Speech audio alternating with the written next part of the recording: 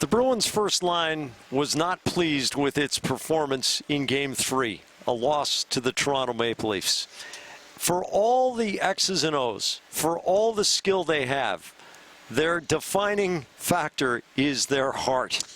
And boy, did they show it in this game. Yeah, and they needed it. They needed to get this series back to even, going back to Boston for Game 5. And how do you go about it? I mean, they started the game with Dan Heinen playing that right side where David Pastrnak has been for just about 100% of the season. And even though David Pastrnak found himself on the line with Bergeron and Marchand through a lot of this hockey game, it was the simplicity of their game plan and then the execution of that basics, back-to-basics attitude that paid off on them.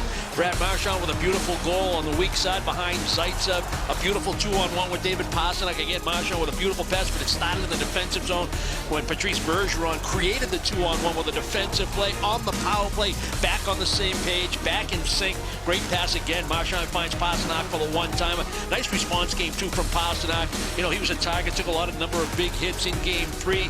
On the board tonight with a pair of goals. And the goal by Chara, even though it's probably an unassisted goal, it's the dump in by Marchand. It's so tempting, Jack, when you have that kind of skill and that kind of talent and that familiarity as a threesome, you think you can carry it in all the time. You think you can create 2-on-1s in order to gain entry, but sometimes it's just a simple play. Get it behind Toronto's defense and force them to turn the puck over, and they were effective at that in Game 4. We've got a series, and we've got a rivalry, and we'll see you Friday.